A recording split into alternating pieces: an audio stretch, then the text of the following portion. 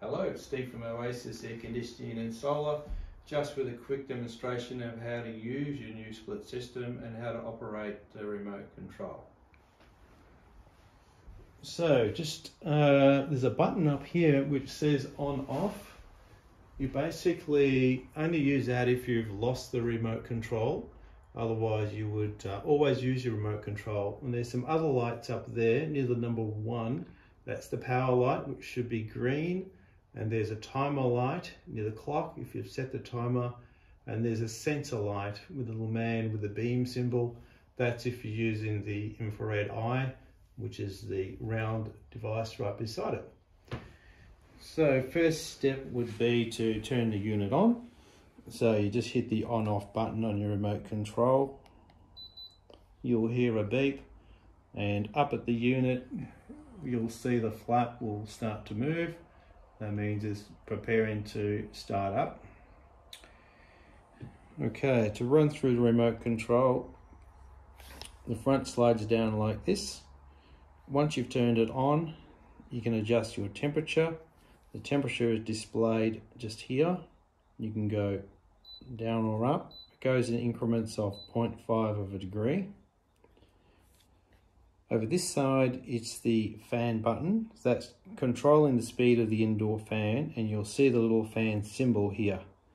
Now at the moment, that fan is on the quiet mode, which is indicated there by the little moon and the pine tree. So you can see hopefully there. If I push this fan button, you'll see we've got the low speed indicated by the dash, the second speed, third speed, fourth speed, and fifth speed. And lastly, you have A, which is automatic, and that indicates the fan will run at the appropriate speed. If it needs to work harder, the unit will go harder. If it needs to do less, it'll be doing less. Right, so this unit's just starting up. I can hear it now, it's just starting up. I'll put it onto the quiet mode for the purpose of this video. The one below the fan is the powerful button there. Now that is a boost. If you hit that little button there, it says powerful as well, the little muscle man will appear and the temperature will disappear off the screen. So it's disregarding the temperature now, and you can hear it ramping up straight away. And that'll go for 20 minutes on flat stick basically. After 20 minutes that'll disappear, or you can press again to deactivate it. Next thing to move on to is the modes. So the mode is the main function of the unit. Basically at the moment this one is on heating. You've got the little symbol there of the sunshine. So if I press the mode button, the next option is a fan only. Now that's useful if you just need a bit of air movement. You don't really need heating and cooling, and you can have the airflow swinging left and right, so it's quite good. Next mode is A, which is automatic. Now on the A automatic, that means it's going to pick whether it needs to heat or cool, and determine that by the temperature you set it. Next one is the dry mode. Now the dry mode is a little confusing. It's got the droplets of water in the box there. What that does is it removes the maximum humidity out of the room, and it just lowers the temperature 1 degree. So it's really good if it's sticky, humid, but not so hot. It's definitely worth a go. Next one is your cooling. So that's basically cooling. That doesn't need too much explanation. It keeps you nice and cool. And back to heating. So that's all your modes, and it's just multiple press. Just keep pressing until you get the one you want. You can't upset anything really. Okay, moving along on this model. So this is for the 25, the 20s, and the 35 indoor units. This model has Eco and Quiet. The Eco's got the step down arrow, and the Quiet has got the little man outside saying shush. So on the Eco, when you push that on, you'll have the little symbol here. That uses less power. So basically it'll maintain the temperature you've asked it to, but it won't ramp up as high as it could. The quiet mode there, you can see the little symbol there. That makes it quiet outside. so the outdoor unit now is on a quiet mode. That's useful really just for high density living, or if you want to, do the right thing by your neighbour at night, you can initiate that. Next press will turn both those features on, and then the next press will turn both those features off. Over to this side, we've got the swing. Now that is talking about the vanes at the indoor unit. You have up and down, and you have left and right. So when we press the up and down, you'll see the indoor flap start to move. So you can see the front one now, it's going up. So you can do two things. You can turn it on and you can leave it on, and it'll just continue to move up and down slowly the whole time. Or you can turn it on and then you can stop it at a suitable position. So for heating, I like to have it down towards the floor, so I'll just stop that one there, because you want the warm air to be blown down near your feet. If you're on cooling, you want to stop that up higher, so the hot air is blowing, so the cooler is blowing across the room. This button is left and right swing. If I press that, you'll see that the flaps behind the front one is now moving to the left. Now that'll continue to swing left and right, or you can once again stop it in the position that you want to stop it in. Now I'll just stop it straight. Now once again, I like to have it not blowing on me, so I normally position that for heating anyway away from me. You can have it oscillating the whole time. It's a personal choice.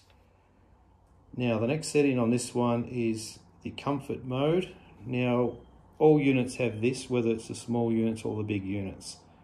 The idea of the comfort mode is to not blow the air on top of you.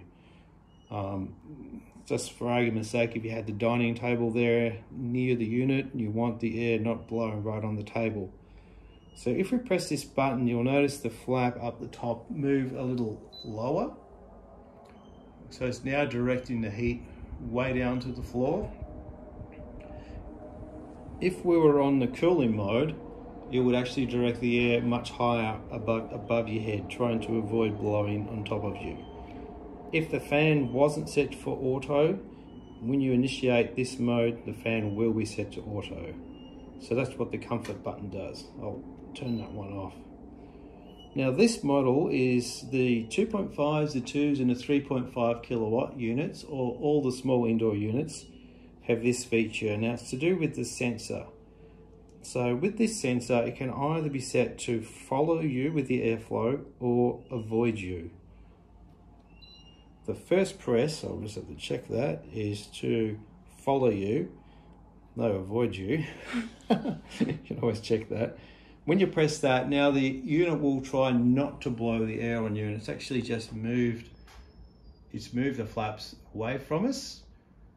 So now we've told it, I don't want the air blowing on me, and it'll just look for you around the room. And you'll also see that the little sensor light is on now with a little man with the beam, which is indicating that you initiated that.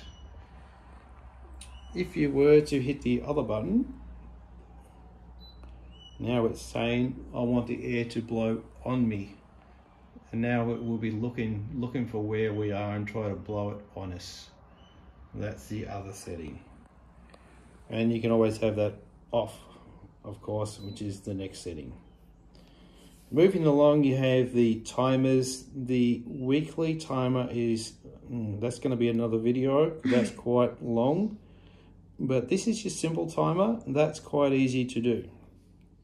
You'll see you got the time of day on your remote control here. And down here, we've got an off timer, an on timer. We have cancel. And we also have the button to set the clock. So, if we want to set the on timer, we press the on, and you'll see the time has changed here, and it's flashing to 6 o'clock with a little blinking light there. Now we adjust this to whatever time you like. That would be AM, it's a 24-hour clock. Then we push the on again, and now the timer has been set. So if I was to turn this unit off, it'll start at 6:30 tomorrow morning, and up on the unit you'll see you have another light on at the timer. The timer symbol now is lit up orange to say that the timer light is now set. You can cancel this setting, and what's a really good feature is it'll actually remember the setting. So if it's a matter of just starting it up in the winter before you get out of bed, you just push the on button, it's remembered your old time, push again to lock it in. You can also set an off timer, that'll come up there. So if we wanted to, just for example, we'll set that at, that's 10 o'clock, and we can hit off. So right now it will start at 6:30 and run until 10, and then it would switch itself off. So this is just a 24-hour clock. So this will just do it the once. So that will cancel. This button in here is to set the clock. So if the clock is not right, if you've changed the batteries, you want to push the clock button and you'll see it start to blink. So you can change the day of the week. The weeks are going along there, see up here. Once you're on the right day, press it again, and then you also adjust the time in the minute, just so you go press and hold it and away you go, and press again to lock it in. Batteries are located down below the cover. You pull down, don't undo the screws at the back, and then you push back up to get it back on. That's the basics to get you going. Hope this helps.